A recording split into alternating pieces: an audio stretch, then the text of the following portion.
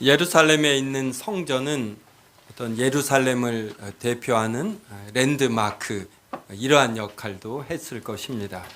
우리가 어떠한 지역에 아주 멋지고 사람들의 개념을 초월하는 어떤 디자인의 건물이 있을 때 이 지역을 대표하고 상징하고 또 주변을 이끄는 이러한 역할을 합니다.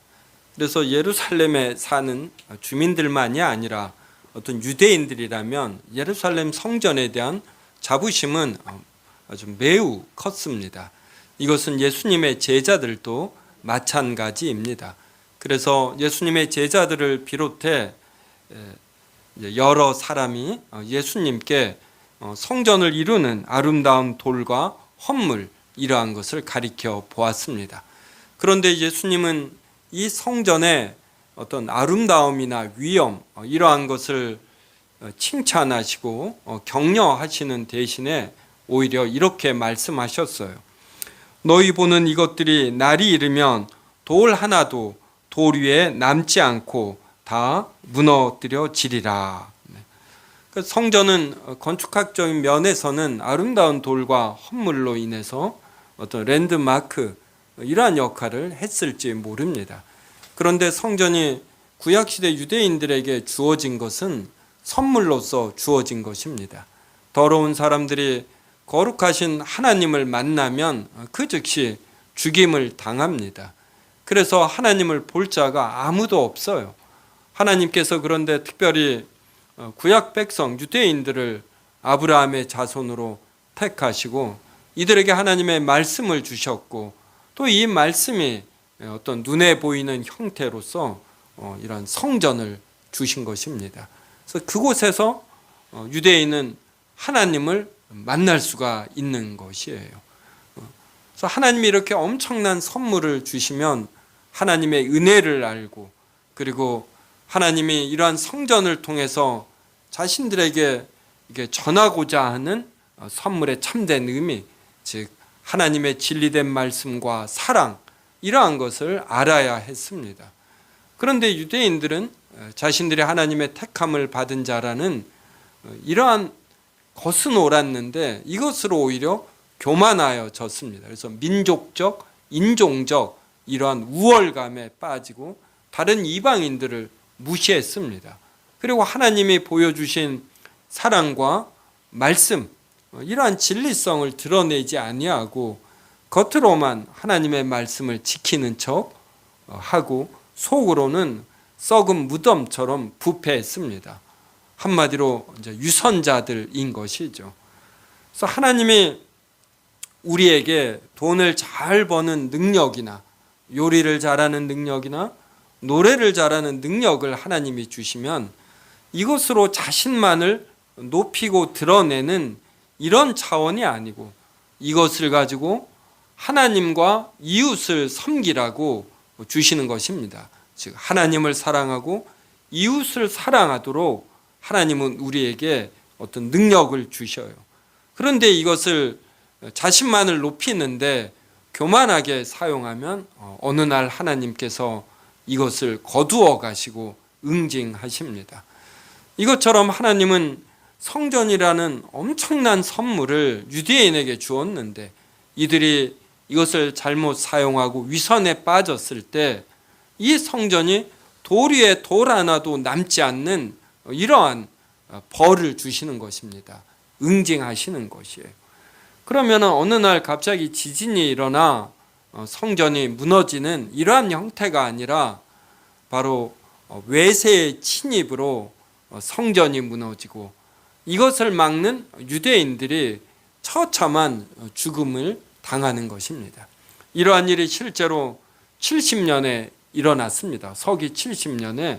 그러니까 유대인들은 잘못된 민족주의와 우월주의가 있었습니다.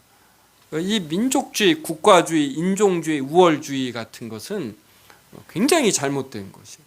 하나님께서 특별히 더 뛰어난 어떤 역사를 주셨다.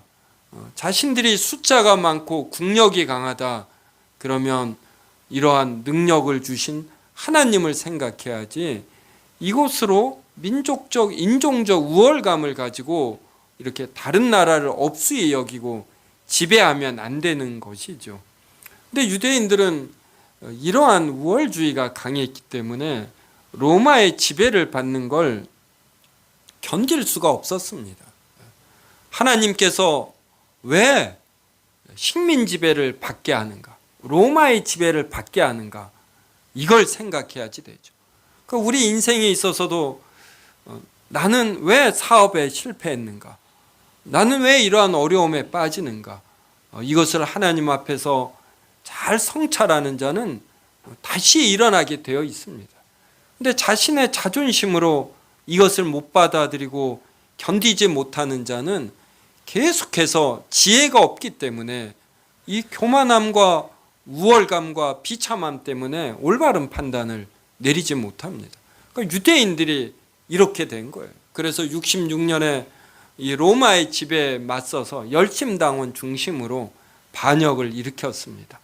이것이 4년여 지속되다가 70년에 대대적인 로마 군인들이 예루살렘에 들어와 예루살렘을 포위하고서 유대인들을 죽였어요. 역사적인 기록으로는 무려 110만이 죽였다, 죽임을 당하고 10만이 포로로 잡혔다, 이렇게 말을 합니다. 그래서 오늘 본문에 나오는 이러한 내용들이 바로 AD 70년에 발생한 예루살렘 어떤 그 학살이라고 할까요? 예루살렘 성전 파괴, 이러한 것을 뜻하는 것입니다. 성경에 나오는 여러 예언들, 그리고 오늘 본문에도 예수님께서 앞으로 일어날 일을 말씀하시지 않습니까? 그러면 이러한 예언의 내용이 바로 이렇게 AD 70년에만 한정이 된 것인가? 아니면 그 이후의 일도 말하는 것인가? 그러니까 오늘 본문이 이미 성취된 내용인가? 아니면 앞으로 성취될 내용을 포함하는가? 이제 이러한 생각이 드실 것입니다. 이것을 예언하는데, 이것을 이해하는데 우리가 강원도의 많은 산들을 한번 생각해 보셔요. 차를 타고 중부 내륙 고속도로 가도 이렇게 산들이 참 많이 나타납니다. 강원도도 그렇고. 그래서 이것을 우리가 묘사할 때 산들을 앞에서부터 차례차례 어떠한 풍경이다, 이제 이렇게만 묘사하지는 않습니다. 앞산 뒷산 가리지 아니하고 나에게 인상적으로 다가오는 내용을 묘사하지요. 이것처럼 성경에 나오는 예언들은 앞으로 미래에 일어날 일들 중 이러한 큰 일들이 이렇게 기록이 되기 때문에 꼭 시차적으로 발생할 일들이 순서적으로 기록되는 것은 아닙니다. 그래서 오늘 본문도 AD 70년에 발생한 일들을 포함하며 또 예수 그리스도께서 고난을 받고 십자가에서 못 박혀 죽으시고 부활하시고 승천하시고 그리고 그 이후에 복음이 전 세계로 퍼져나가지 않습니까? 그리고 우리도 기다리는 예수 그리스도의 재림 때 발생할 일들, 이것까지 오늘 본문이 포함하고 있습니다.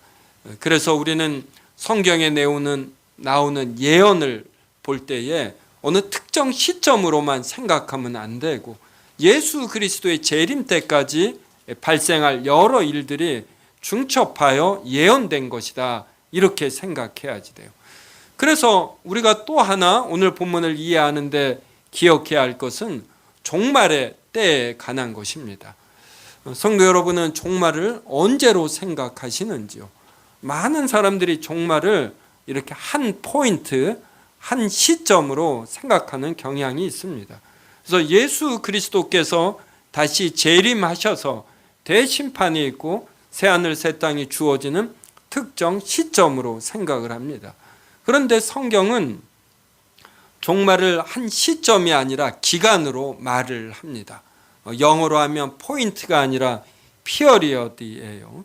그래서 예수 그리스도께서 고난을 받고 십자가에 못 박혀 죽으시고 부활하시고 승천하신 때부터 예수 그리스도가 재림하시는 때, 이 전체를 종말이라고 하는 것입니다. 그래서 우리는 지금 종말의 때를 사는 것이에요. 어떤 종말은 예수님이 재림하여 이 땅에 오시는 그때가 아니라 지금이 바로 종말의 때이고, 그래서 오늘 본문이 바로 지금 우리 이 시대에도 적용이 되는 것입니다. 지금 우크라이나에 전쟁이 벌어졌습니다. 우크라이나 주민들은 이런 전쟁의 때임을 알고 절제하면서 삽니다. 얼마 전에도 웨일즈하고 우크라이나 간에 축구 시합이 있었어요. 월드컵 진출팀을 가리는데 제가 뉴스로 봤는데 이 웨일즈가 50 몇 년 만에 월드컵 본선에 진출했답니다. 저는 우크라이나를 응원했어요. 왜냐하면 전쟁이니까 여기에서 승리하면 얼마나 우크라이나가 힘을 얻겠습니까? 그래서 우크라이나 선수들이 정말 있는 힘을 다해서 싸우는 이게 얼굴에 읽혀져요. 어떻게든 승리해서 전쟁의 수렁에 빠진 이러한 국민들에게 힘을 주고 싶은 것이죠. 그래서 우리도 지금 우리 신자들이 어느 때를 사는가 이걸 알아야지 돼요. 그래야 우리도 자세가 틀려지는 것입니다. 지금은 종말의 때가 아니고 우리가 즐길 때이고, 종말은 예수 그리스도가 재림할 그때만이다. 그때만 정신 차려 살면 된다. 이렇게 생각할 것이 아닙니다. 그래서 이 교회는 이렇게 전투하는 교회와 승리하는 교회, 또 이렇게 나누기도 합니다. 그래서 이 지상에 있는 모든 교회는 전투하는 교회예요. 바로 우리 눈에 보이지 않는 이 어두움의 세상 주관자들인 하늘에 있는 악한 영들과 우리는 지금 전투 중이에요. 평화의 때가 아닙니다. 우리나라를 한국 전쟁 6.25가 벌어졌을 때 우리 남한은 북한이 쳐들어오리라 이렇게 크게 긴장하지 않았습니다. 왜냐하면 평화 전술을 썼기 때문에. 그래서 겉으로는 평화 전술을 쓰면서 전쟁 준비를 해서 우리나라를 침입한 것입니다. 하늘에 있는 악한 영들 또한 이러는 것이에요. 지금 너희는 경제 발전이 되고, 특히 대한민국은 OECD 국가 중에서도 경제 성장률이 높고 개인 소득이 상위에 속하고 지금 우길승천하고 있다. 이러한 때를 즐기고 누리고 여행을 다니고 평화의 때다, 평화의 때다 이렇게 해야지 절대로 전쟁의 때가 아니다. 이렇게 악한 영들은 우리에게 분위기를 조성하는 것입니다. 근데 여기 지금 예수님이 찬물을 끼얹는 것이에요. 이 성전이 돌 위에 돌 하나도 남김없이 무너지리라. 이 말씀을 들은 예수님의 제자들도 놀라기는 마찬가지입니다. 예수님의 제자들도 열심당원보다 조금 못할 뿐이지 이들도 예수님이 그리스도로서 계속해서 이 권력을 쥐리라 이렇게 생각을 했어요. 그래서 자신들이 자랑스럽게 여기는 성전은 건재하며 다시금 이스라엘 중심으로 세계 질서가 개편이 되고 세계 선도 국가로 이스라엘이 우뚝 설 것이다 이렇게 여긴 것입니다. 그렇게 될 때 예수님과 예수님의 제자들 자신들이 주된 집권 세력이 될 것이다 이렇게 여긴 것이에요. 근데 여기에 예수님은 찬물을 끼얹는 것이에요. 성전이 돌 위에 돌 하나도 남김없이 무너질 것이고, 그리고 전쟁과 전쟁의 소문이 끊이지 아니할 것이고, 전염병이 돌 것이고, 그리고 적들이 침입할 것이다. 그때 많은 이들이 내가 그리스도라 이렇게 말하며 등장할 것이다. 이런 혼란의 때 내가 이 어려움을 헤쳐나갈 구원할 지도자이다. 이렇게 숱한 거짓 그리스도들이 등장한다. 하지만 너희는 미혹받지 말라. 이렇게 예수님은 말씀하십니다. 이것이 지금 그대로 적용이 되는 것이에요.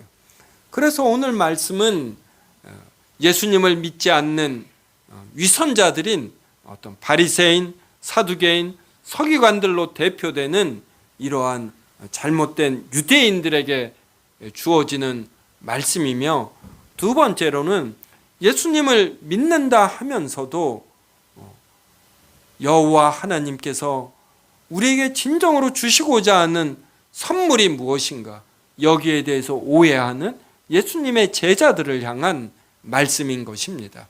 그래서 이것은 그대로 우리에게도 적용이 되는 것이에요. 우리가 지금 이 시대에 무엇을 바라며 무엇을 추구하며 살아야지 되는가, 이거에 대해 우리로 생각하도록 하는 것이고, 그리고 목표물을 이렇게 잘 정해서 초점을 명확히 해서 이렇게 집중하여 살도록 하시는 것입니다. 자, 오늘 본문에 보면은 16절 보십시오. 심지어 부모와 형제와 친척과 벗이 너희를 넘겨주어 너희 중에 몇을 죽이게 하겠고, 또 너희가 네 이름으로 말미암아 모든 사람에게 미움을 받을 것이나. 성도 여러분은 비그리스도인들과 어울리면 마음이 어떠하신지요?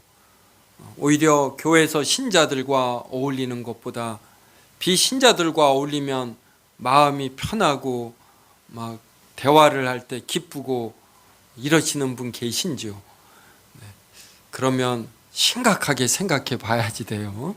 내가 그리스도인인가, 이 정도까지는 아니어도 내가 좀 신앙이 약한가 보다, 이렇게 생각해야지 됩니다. 왜냐하면 빛과 어두움은 같이 할 수 없는 것이에요. 그래서 비그리스도인은 그리스도인을 접하면 불편합니다. 이 불편함을 어떻게든 표현을 합니다. 근데 비그리스도인이 내가 나타나면 막 두 팔 벌려 환영하고 진심으로 좋아한다. 그러면 내가 빛의 역할, 소금의 역할을 잘 하지 못하는 것이에요. 비그리스도인은 신자들을 어느 선에서 환영을 하냐면 일반 은총의 수준에서입니다. 일반 은총이란 하나님께서 사람이라면 주신 어떤 지성과 감성과 이런 의지를 뜻하는 것, 우리가 보통 지성이라고 하죠. 혹은 또 진선미라고도 하는 것입니다. 그래서 사람은 동물과 다른 아주 높은 수준의 지성과 그리고 문화 수준을 가져요. 또 가치를 갖습니다. 도덕도 있어요. 근데 이것을 건드리지 않는 범주 내에서 신자들이 접근을 하면 이걸 환영합니다. 그런데 우리는 이 정도의 진리가 아니라 하나님의 말씀이라는 특별 계시를 갖고 있습니다. 하나님은 우리 신자들에게만 이 성경 말씀을 특별히 더하여 주셨어요. 이 내용을 가지고 그들에게 접근할 때 이들은 싫어합니다. 인생은 강건해야 70에서 80입니다. 이것을 우리는 말하지 않습니까? 그러므로 현재의 것들에, 우리가 죽어서 가져갈 수 없는 것들에 너무 심혈을 기울이지 말라, 이러한 것을 우리는 어떻게든 비신자들에게 표현하는 것입니다. 이 땅에 있는 모든 것들은 신기루와 같은 것들이고 이 땅을 사는데 잠시 필요한 것들이지 본질적인 것이 아니다, 이것을 우리는 말하게 되어 있는 것이에요. 그리고 우리는 죄인이라고 또 말하는 것입니다. 성도 여러분, 우리가 전도하다 보면 사람은 죄인이다, 이 말을 하게 돼 있어요. 그럴 때 이 비신자들이 굉장히 기분 나빠합니다. 비신자들은 너무나 맑은 물에는 물고기가 못 산다, 이 말을 인정해요. 그리고 털어서 먼지 안 나는 사람 없다, 이 말도 인정합니다. 그래서 자신들에게 부족함이 있다라는 걸 인정하지만 근데 털어서 먼지 안 나는 사람 없는, 그 정도만큼 약간의 먼지가 있는 것이지 큰 먼지가 있는 것은 아니다, 이렇게 여겨요. 나름 도덕과 질서를 지키고 남을 배려하며 산다라고 여기는 것입니다. 이런 이들에게 우리는 당신들은 죄인이다. 이 죄를 인해서 우리에게 늙음과 병듦과 죽음이 있고 이것을 우리가 회개하지 않고 그래서 하나님의 아들이신 예수 그리스도를 믿지 않을 때 우리에게 영원한 멸망, 지옥이 주어진다. 이 말을 우리는 하게 되어 있어요. 이 말을 듣고 좋아할 비신자가 있을까요? 너나 잘하세요. 이런 식으로 해요. 그래서 빛과 어두움이 공존할 수 없듯이 신자와 비신자는 이런 본질적인 면에서 대화가 되지 않습니다. 그래서 우리 자신이 비신자를 만나면 편하다. 그러면 내가 하나님을 믿되 하나님의 말씀을 아주 깊이서부터 좋아하고 즐거워하는 것은 아니구나. 이렇게 생각해 봐야 하는 것입니다. 그래서 예수님도 내가 이 땅에 화평을 주러 온 것이 아니라 검을 주러 왔다. 이렇게 말씀하셔요. 우리는 진리를 갖고 있기 때문에 비신자에게 접근하면 그때부터 어떤 배척과 갈등 이것이 기본적으로 발생하는 것입니다. 우리는 그들에게 선하게 대해야 하지만 기본적으로 발생하는 분리 이것은 우리가 부인할 수 없는 것이에요. 이것으로 인한 미움과 핍박과 박해는 있기 마련입니다. 이러한 것이 있으면 우리는 오히려 내가 참된 그리스도인 됨이 드러나는 것이구나 이렇게 생각하며 또 위안을 받아야지 되고 어느 적당한 정도의 미움과 배척 이것은 감당할 생각을 가져야지 되고 그리고 지금이 전쟁의 시대인 것처럼 영적 전쟁의 시대인 것처럼 이러한 현상은 앞으로 점점 더 심해질 수 있는 것입니다.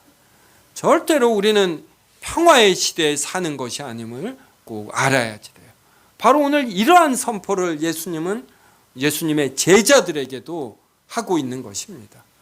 예수님의 제자들 또한 예수님과 함께 앞으로 영원히 하나님의 나라를 다스릴 것이라고 생각했지 성전이 파괴되고 엄청난 핍박과 박해가 있고 자신들이 넘겨짐을 당하고 죽임을 당할 것이다. 이러한 생각은 하지 못한 것입니다.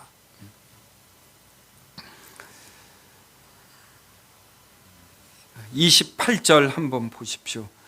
이런 일이 되기를 시작하거든 일어나 머리를 들라 너희 속량이 가까웠느니라 하시더라. 이렇게 박해와 핍박이 심할 때 진리를 인하여 배척될 때에 오히려 우리는 우리의 신자됨이 확인된 것을 인해서 또 좀 기뻐함도 있으며 이 어려운 때를 인내로 담당하여 우리의 영혼이 건짐받을 것, 완전한 속량이 이루어질 것 이러한 것을 또 기대해야 하는 것입니다. 29절서부터 31절 저와 한 절씩 읽겠습니다. 이에 비유로 이르시되 무화과 나무와 모든 나무를 보라. 싹이 나면 너희가 보고 여름이 가까운 줄을 자연히 아나니. 같이 읽습니다. 이와 같이 너희가 이런 일이 일어나는 것을 보거든 하나님의 나라가 가까이 오는 줄 알라. 예수님은 너희가 하늘과 땅의 기상은 분별할 줄 알면서 이러한 영적인 일은 분별하지 못하느냐 이러한 책망을 몇 번 하셨어요. 그래서 따스한 바람이 불면 날이 더워질 것을 너희가 알지 못하느냐 이러한 예를 예수님이 드셨죠. 정말로 우리는 세상을 살면서 경험으로 하늘과 땅의 기상을 어느 정도 분별할 줄 압니다. 지난 주일 월요일 날 비가 좀 왔는데 그 전에 참 더웠어요. 이렇게 더우면 더운 공기와 찬 공기가 만나며 비가 내리게 되는 것, 이런 거 경험하게 됩니다. 근데 우리가 이러한 것은 분별할 줄 알면서 왜 영적인 일은 분별하지 못합니까? 요사이 TV를 켜보면 주식 이러한 거 예측하는 방송들 참 많습니다. 방송들 보면은 스포츠 방송은 경기를 예측하고, 주식 방송은 주식을 예측하고, 뉴스는 정치를 비롯한 다양한 것을 예측합니다. 우리가 하나님을 잘 믿으면 이러한 것들도 잘 예측할 수 있겠죠. 하지만 하나님을 잘 믿는다라는 것은 이러한 것을 잘하기 위해서 믿는 것이 절대로 아니에요. 영적인 것을 더 잘 분별하기 위해서 우리는 하나님을 믿는 것입니다. 영원한 것이 무엇인가? 이 땅에서의 삶은 강건해야 70, 80이구나. 이것을 냉철하게 관측하는 것입니다. 그러면 죽음 이후에는 무엇이 있는가? 늙음 이후에는 무엇이 있는가? 이 생각을 하는 것이에요. 오늘 이 본문으로 동명요양원에서 말씀을 전했어요. 하나님께서 우리에게 선물로 주시는 것들. 유대인들은 성전이라는 선물을 받지 않았습니까? 근데 이것을 잘못 사용해서 도리에 돌 하나도 남김을 받지 아니하고 110만 명이 죽임을 당하는 이러한 일을 AD 70년에 당했어요. 그 이후로 나라 없이 떠돌지 않았습니까? 지금 이스라엘이라는 나라가 있지만 그 이전의 역사가 그들에게 그렇게 자랑스럽지가 않은 것입니다. 하나님께서 선물로 주신 것들을 잘못 사용하면 하나님께서 이 선물을 빼앗아가는 것이, 하나님이 노래를 잘하는 능력을 주었습니다. 그러면 이것을 가지고 노래방에 가서 노래방에 있는 사람들을 감탄시키는 노래를 하라고, 분위기 띄우라고 노래 잘하는 능력을 준 게 아니에요. 이런 것도 해야지 되지요. 저는 개인적으로 노래를 잘해서 주변 사람을 감동시켜 보는 게 꿈이기도 합니다. 하지만 하나님이 노래 능력을 주시면 하나님을 찬양하고 이웃을 섬기는 것이에요. 찬양대원으로 섬기는 것입니다. 이걸 할 수 있는 게 얼마나 기쁨입니까? 하나님이 돈을 주셨습니다. 돈은 돌고 돌아서 돈이란 말이 있잖아요. 돈을 갖고 있으면 똥이 된다고 하지요. 돈에 휩싸임을 당하면 안 돼요. 돈을 오히려 부리고 사용할 줄 알아야지 됩니다. 하나님이 돈을 많이 주시면 이것으로 하나님을 영화롭게 하고 이웃을 섬기는데, 기쁘게 하는데 사용하는 것이에요. 이 설교를 요양원에서 하는데, 거기에 계신 분들은 하나님이 주신 선물을 적극적으로 사용하기에는 몸과 마음이 연약해진 분들이에요. 그러니까 이 설교를 들을 때 그 어르신들이 얼마나 안타깝겠습니까? 근데 우리에게는 아직 많은 기회가 있어요. 하나님이 주신 진리의 말씀, 그리고 우리에게 주신 재능, 소질들이 있습니다. 이것을 왜 우리만을 위해서 사용합니까? 그러면 오히려 지혜가 없어요. 내가 이것을 가지고 어떻게 하면 하나님을 영화롭게 하고 세운교회 교인들을 기쁘게 할 것인가, 이 생각을 하면 지혜가 생깁니다. 그래서 길이 보여요. 어떻게 섬길 것인가. 그때 내 자아가 밝아지고 이 정서가 밝아지는 것이에요. 그때 어떤 기쁨이 충만하게 되는 것입니다. 오늘 본문이 이걸 말해요. 이방인의 충만한 수가 차기까지 이러한 일이 있을 것이다. 즉 예수 그리스도의 재림 때까지 이러한 일들이 있다라는 것이에요. 그때 여전히 너희는 진리를 인하여 미움을 받고 배척을 받을 것이지만 내가 너희들과 끝까지 함께 있을 것이고 그리하여 너희의 머리털 하나도 상함을 받지 않을 것이다. 이것은 우리의 육신은 죽이지만 우리의 영혼은 어떻게 해보지 못하는 이러한 이들을 두려워하지 말라.